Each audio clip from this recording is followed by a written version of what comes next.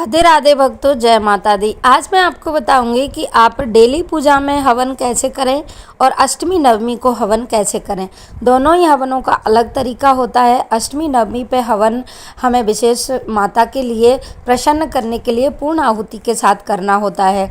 कई लोगों के अष्टमी पूजी जाती है तो कईयों के यहाँ नवमी पूजी जाती है। कन्या पूजन वाले दिन हम घर में हवन करते हैं।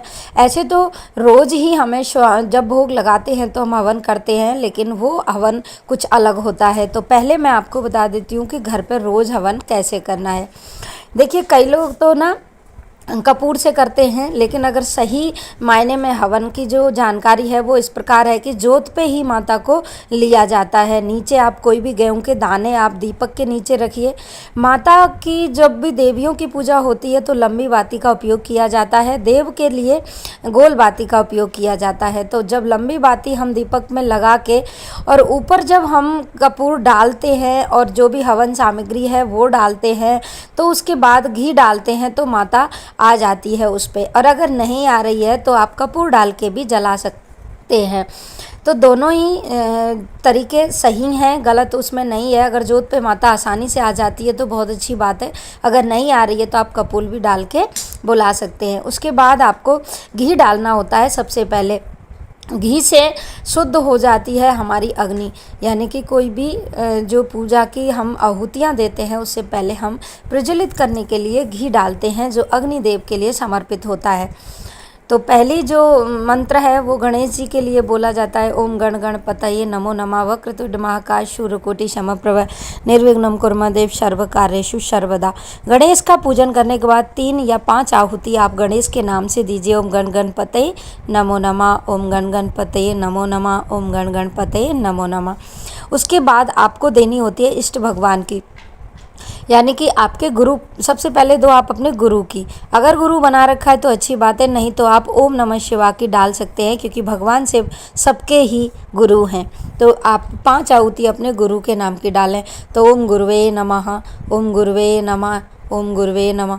उसके बाद आपको डालनी है अपने इष्ट की। इष्ट सबके होते हैं, किसी कोई कृष्ण की पूजा करता है, कोई राम की, कोई माता की, कोई गणेश की, सबके अपने अपने इष्ट होते हैं। तो आप इष्ट की भी इष्ट देवाय नमः, अपने जिस भी इष्ट का नाम लेना है वो ले लीजिए। जैसे कृष्ण देवाय नमः, ओम क्लीम कृष्णाय नमः, ओम क्लीम कृष्णाय नमः का आपको देना है। उसके बाद आपको ओम नमो भगवते वासुदेवाय की 2 आहुतियाँ देनी है। उसके बाद आपको त्र्यंबकम यजामहि सुगंधिम पुष्टिवर्धनम पूर्वारुक्मे वंदनात् मृत्युर्मोक्षमामृतात्, ये महादेव का मंत्र है। तो महादेव की भी आपको 2 से या 7 या 5 आपको आहुतियाँ देनी है।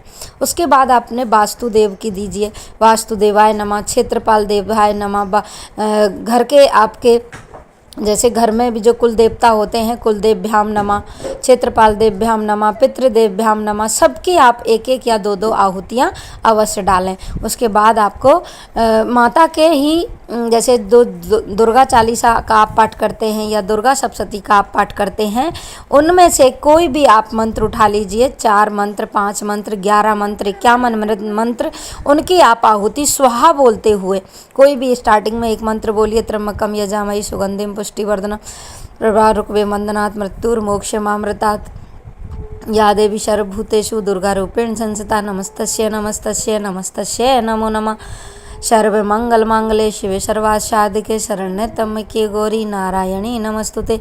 ओम स्वाहा, ऐसे सारे ही मंत्र बोलते हुए उसके बाद स्वाहा लगा के आप उनके ऊपर डाल दीजिए। साथ साथ में आपको हवन सामग्री भी डालनी है, साथ साथ में आपको घी डालना है। लेकिन माता लक्ष्मी के मंत्रों का जब आप जाप करते हो, जैसे 11 आपने माता दुर्गा के मंत्रों की आहुति दे दी, उसके बाद आप माता लक्ष्मी के भी मंत्रों का जाप करें। तो आप आजकल हर चीज़ के, यानी कि हर देवी देवता के गायत्री मंत्र यूट्यूब पे मिल जाते हैं या फिर लिखे हुए गूगल से मिल जाते हैं, आप वहाँ से भी देख सकते हैं। और अगर आपको आता है तो आप खुद भी बोल सकें। ओम महादेवी च विद्महि विष्णु पत्नीम च धीमहि तन्नो लक्ष्मी प्रचोदया। ओम स्वाहा। घी से माता की आहुति लगती है। साथ में एक कमल का गट्टा आप ले लीजिएगा। घी के में डुबो के कमल के गट्टे से आप माता लक्ष्मी की आहुति दे सकते हैं।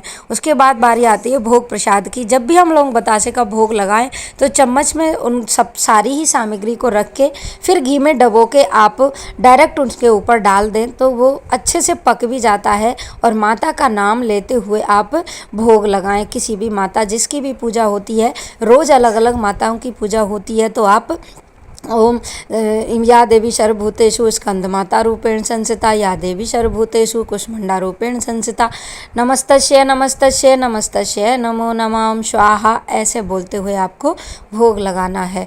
तो बहुत सरल तरीका से आप ये हवन कर सकते हैं।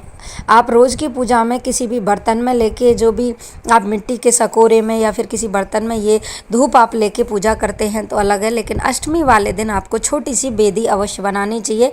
नहीं तो बाज़ार में हवन कुंड मिलते हैं, वो हवन कुंड भी आप ला सकते हैं और उस हवन कुंड में आप अच्छे से तरीके से सभी देवी देवताओं की 5 से 11 आहुतियाँ देके आप ये हवन कर सकते हैं। उसके बाद नवग्रह का आता है कि नवग्रह की आहुतियाँ कैसे दें। नवग्रह मंत्र होता है, लेकिन अगर आप मंत्र नहीं पढ़ सकते हैं तो आप स्टार्टिंग से ही आप बोलना शुरू कर दें। सोम देवाय नमः, बुध देवाय नमः, भौम देवाय नमः, गुरुदेवाय नमः, शुक्र देवाय नमः स्वाहा, शनि देवाय नमः स्वाहा, राहु केतुवाय नमः स्वाहा, और ऐसे ही रविपुत्रा सूर्य देवाय नमो स्वाहा। ऐसे करके सभी नवग्रहों का नाम लेते लेते आप अपनी आहुतियाँ देते रहें और तो नवग्रह भी हो जाती है। उसमें शांति का भी होता है कि नवग्रह शांतु कुरु कुरु, वो वाला मंत्र भी आप यूट्यूब से देख के आप ये बोलते हुए हवन कर सकते हैं। बहुत ही सरल तरीके से ये हवन संपन्न होता है।